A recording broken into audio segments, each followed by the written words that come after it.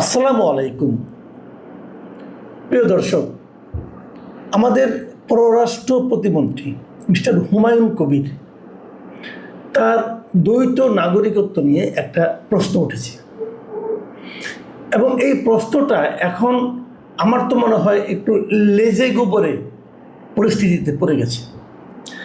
কেন সেটা বলছি, ওনাকে জিজ্ঞাসা করা হয়েছিল, একটা পত্রিকা একটা নিউজ হয়েছিল যে উনি আসলে ব্রিটিশ নাগরিকত্ব ত্যাগ করেছেন কি করেননি, এই হলো প্রশ্ন। এরকম একটা নিউজও হয়েছিল 23শে আগস্ট দৈনিক প্রথম আলোতে, এবং তার ঠিক দুদিন আগেই উনি আগে ছিলেন সরকারের পররাষ্ট্র বিষয়ক উপদেষ্টা, তারপর ওনাকে পররাষ্ট্র প্রতিমন্ত্রী হিসেবে নিয়োগ দেওয়া হয় এবং আমাদের যে রাষ্ট্রপতি মির্জা ফখরুল ইসলাম আলমগীর উনি দায়িত্ব নেওয়ার পরই প্রথম যে কয়জন মন্ত্রীকে মন্ত্রী এবং প্রতিমন্ত্রী শপথ পান তার মধ্যে হুমায়ুন কবির সাহেব একজন। তো উনি পররাষ্ট্র প্রতিমন্ত্রী হয়েছেন, আগে কিন্তু পররাষ্ট্র উপদেষ্টা ছিলেন, উপদেষ্টা থেকে এখন পররাষ্ট্র প্রতিমন্ত্রী হলেন। ওনার প্রমোশন কি ডিমোশন সে আলোচনায় যাচ্ছে না। আলোচনাটা হলো যে যখন একজন উপদেষ্টা যে কেউ হতে পারে, কিন্তু প্রতিমন্ত্রী কিন্তু সবাই হতে পারে না। মন্ত্রী অথবা প্রতিমন্ত্রী হতে গেলে সংবিধানের কিছু নিয়মকানুন আপনাকে মানতে হবে, এমপি হতে গেলেও মানতে হবে। আচ্ছা, সে আলোচনায় আসছি। তখন প্রথম আলো এই নিউজটা করেছে গত 23শে আগস্ট। এই নিউজটার শিরোনাম ছিল পররাষ্ট্র প্রতিমন্ত্রী কি ব্রিটিশ নাগরিকত্ব ত্যাগ করেছেন। এই হলো প্রথম আলোর রিপোর্ট, এবং সেখানে রিপোর্ট আমি পড়েছি। উনি এই রিপোর্টে যে কথাগুলি বলা হয়েছে সেখানে কোথাও তাকে কোনো অবজ্ঞা করা হয় নাই, তাকে কোনো রকম তার ডিফেম করা হয় নাই। এরা কেবল একটা নিউজের মধ্যে একটা প্রশ্ন করেছেন। রিপোর্টে লিখেছেন মিস্টার সাইদুল ইসলাম। আমার কাছে রিপোর্টটা পড়ে আমার পছন্দ হয়েছে।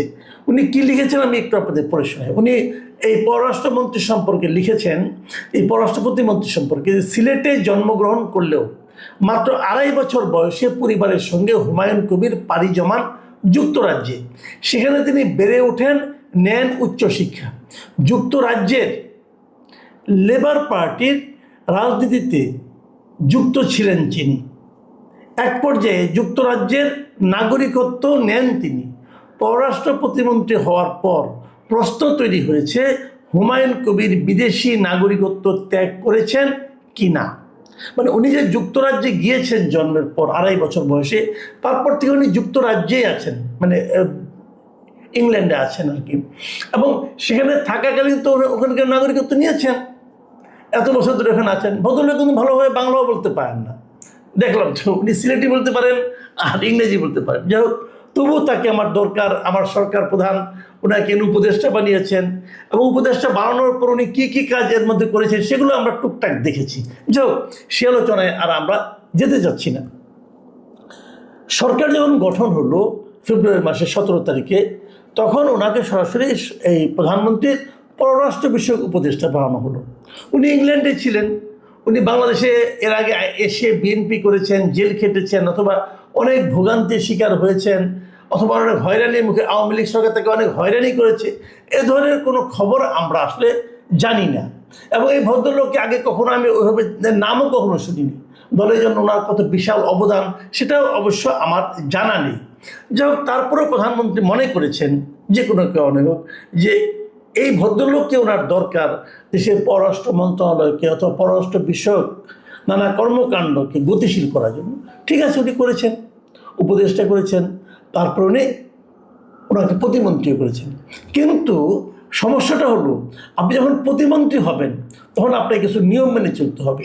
আমাদের সংবিধানের 56(2) অনুচ্ছেদে যেটা বলা হয়েছে সেটা আপনারা বোঝার চেষ্টা করেন। সেটা হলো যে আমাদের যদি কাউকে আপনি মন্ত্রী করেন, যেমন যে সংসদ সদস্য সে তো মন্ত্রী হতে পারছে, কিন্তু যিনি সংসদ সদস্য নন এমন কাউকে মন্ত্রী করলে তাকে বলা হবে টেকনোক্রেট মন্ত্রী। এবং যদি কেউ টেকনোক্রেট মন্ত্রী হন, যাকে বানান আপনি, তাহলে তাকে কিন্তু সংসদ সদস্য নির্বাচিত হওয়ার ক্ষেত্রে যে যে যোগ্যতা লাগে সেই যোগ্যতা তার থাকতে হবে। সেই যোগ্যতা করে কি?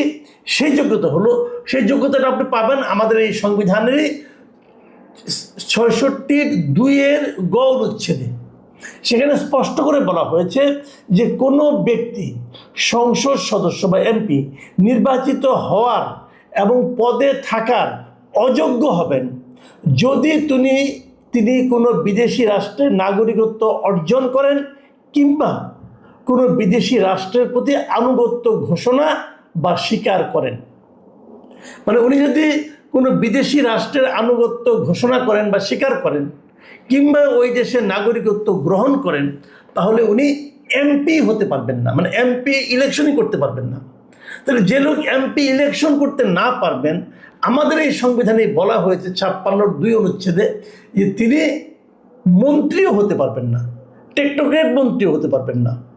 তাহলে প্রশ্নটা দাঁড়াচ্ছে হুমায়ুন কবির সাহেব বিদেশের অন্য কোনো দেশে, বাংলাদেশের বাইরে অন্য কোনো দেশের নাগরিকত্ব গ্রহণ করেছেন কিনা এবং অথবা ওই দেশের প্রতি কোনো ধরনের আনুগত্য ঘোষণা বা স্বীকার করেছেন কিনা। সিম্পল কোশ্চেন, কিন্তু এই প্রশ্নটাই প্রথম আলো করেছেন। এই প্রশ্নের জবাব যদি এই প্রশ্নটা ওনাকে দেওয়া হয়, ওনাকে যখন রিপোর্টটা করেন তখন ওই রিপোর্টে বলা হয়েছে ওনারা বারবার ওনার সাথে মেসেজ পাঠিয়েছেন, ফোন করার চেষ্টা করেছেন, যোগাযোগের চেষ্টা করেছেন, পারেননি, মানে উনি ফোন ধরেননি অথবা প্রশ্নের জবাব দেননি। গতকালকে যেটা হলো, একটা অনুষ্ঠানে উনি ছিলেন, সেখানে সাংবাদিকতাকে এই প্রশ্নটাই করেছে যে আপনি একটা মানে বলা হয়েছে আপনি মানে এই একটা পত্রিকায় বলা হয়েছে যে আপনি ব্রিটিশ নাগরিক অথবা নাগরিকত্ব আপনার আছে, এখন সেই নাগরিকত্ব কি আপনার এখনও আছে নাকি নেই, নাকি আপনি ত্যাগ করেছেন? উনি সেই প্রশ্নের কোনো সরাসরি জবাব দেননি। উনি কি বলেছেন? উনি বলেছেন আমি বাংলাদেশি। ওকে বাংলাদেশি, সমস্যা তো নাই। আপনি বাংলাদেশি কি বাংলাদেশি না এটা তো প্রশ্ন নয়, প্রশ্ন হলো যে আপনি ব্রিটিশ নাগরিকত্ব ত্যাগ করেছেন কিনা। তারপরে উনি এক পর্যায়ে যে বলেছেন যে এটা নিয়ে কে নিউজ করেছে, কার এত জ্বালা, তখন উনি যে প্রথম আলো যেহেতু নিউজটা করেছে উনি দেখেছেন নিশ্চয়ই, এবং সেটা নিয়ে উনি ওই দিকে তীর্যকভাবে উনি কথা বলেছেন। এবং ওই ওনার যে বলার ভঙ্গি, আমরা ভিডিও দেখেছি, আপনারা নিশ্চয়ই দেখেছেন, বলার ভঙ্গিটা ভাই শোভন না। উনি যে খুব ঠান্ডা মাথায় খুব ভদ্র ভাষায় জবাবটা দিয়েছেন, আমার কাছে অন্তত তা মনে হয়নি, বরঞ্চ আমার কাছে উদ্ধত বলতে পারেন, অথবা কিছু কিছু ক্ষেত্রে একটা অশালীনও মনে হয়েছে আমার কাছে উনি যেভাবে একটা পত্রিকাকে অ্যাটাক করেছেন। ভাই কে নিউজ করেছে এটা তো ইম্পর্টেন্ট না, নিউজ যে কেউ করতে পারে। বুঝলাম আপনি প্রথম আলোকে ইঙ্গিত করেছেন, বলেছেন 1-11 জ্বালা আবার যে উঠছে তারা ওই ধরনের কাজ করতে, সবই মানলাম। আপনি প্রথম আলোকে অ্যাটাক করেন ভাই, আমার কোনো আপত্তি নেই, কিন্তু আপনি প্রশ্নের জবাবটা দেন। কে আপনাকে আপনার সম্পর্কে বললো সেটা ইম্পর্টেন্ট না, কি বললো সেটা ইম্পর্টেন্ট। আপনি যদি একটা এমন কিছু কাজ করেন যেটা নাকি আমাদের সংবিধান বিরোধী, যেটা নাকি আমাদের আইন বিরোধী, যদি তেমন কোনো কাজ আপনি করেন, সেই কথাটা যে কেউ বলুক, ধরা যাক একজন ইবলিশ বলেছে, বললাম, তবে আপনাকে তো জবাবটা দিতে হবে ভাই। আপনি কেউ করলেন, জবাব দিলেন না, না দিয়ে উল্টা আক্রমণ করলেন এবং কেমন যেন করলেন। আপনার যে মুভমেন্টগুলো, মানে আমার কাছে মনে হলো না যে একজন প্রতিমন্ত্রী অথবা বিশেষ করে একজন পররাষ্ট্র প্রতিমন্ত্রী, ডিপ্লোম্যাট, যিনি কি বিদেশের সঙ্গে হ্যান্ডেল করবেন, এইভাবে আচরণ করতে পারে। আমার কাছে খুবই ছেলে মানুষের আচরণ মনে হয়েছে। যা হতে পারে, হয়তো উনি এটাকেই তার টাইপ বলে বর্ণনা করতে চাচ্ছেন, আমার কোনো আপত্তি নেই, কিন্তু আপনি জবাবটা কোথায়? উনি জবাব দিলেন না।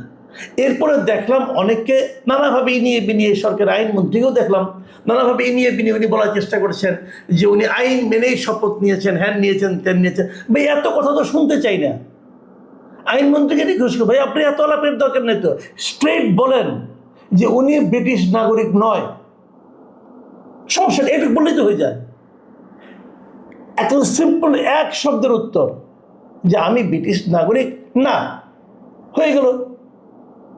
কিন্তু এরকম মুসলামুচি করছেন কেন? মুসলামুচি সবাই করছেন কেন? এই জায়গাটাতেই আমার আপত্তি।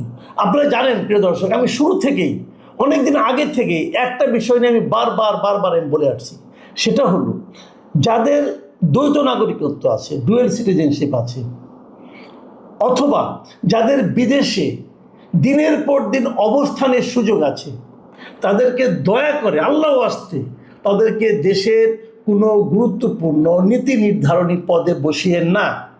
এটা আমি বারবার বলি, কেন বলছি সেটাও বলি। আমি এটা অন্তর্বর্তীকালীন সরকারের সময় বলেছি, আমি এমনকি ডক্টর ইউনূসের দ্বৈত নাগরিকত্ব নিয়ে প্রশ্ন তুলেছি। আমি বলেছি এই যে আলী রিয়াজ, মনির হায়দার, এদেরকে আপনি নিয়ে আসছেন, এরা তো কেউ দেশে থাকবে না, কেউ থাকে নাই। কিন্তু একটা বিদেশি নাগরিককে দেওয়া হয়েছিল আমার দেশের সংবিধান রচনা করার জন্য। আছে ওই লোক এখন এই দেশে থাকে। এরা তো ভাই অতিথি পাখি। আমরা মাঝে মাঝে বলি না যে অতিথি পাখি আসে, আমাদের এখানে খায় দায়, মোটা তাজা হয়, তারপরে একসময় ফুরুত করে উড়ে চলে যায়। এবং এটা সমস্যাটা কোথায় সেটাও বলি। সমস্যাটা কিন্তু আমরা দেখেছি, আমরা আওয়ামী লীগ আমলে দেখেছি। এখন আওয়ামী লীগের অনেক মন্ত্রীরা কিন্তু এখন বিদেশ চলে গেছে। তারা কেউ কি না খেয়ে আছে? কেউ না খেয়ে নাই। তারা এই দেশ থেকে টাকা পয়সা লুটপাট করে বাইরে করছে, পাঠিয়ে দিয়েছে, এখন চলে গেছে। এই যে হাসান মাহমুদ, আপনার বেলজিয়ামের নাগরিক, সে এখন ওখানে থাকে মহানন্দে। তারা সবাই বিদেশে থাকতে পারছে। কেন থাকতে পারছে?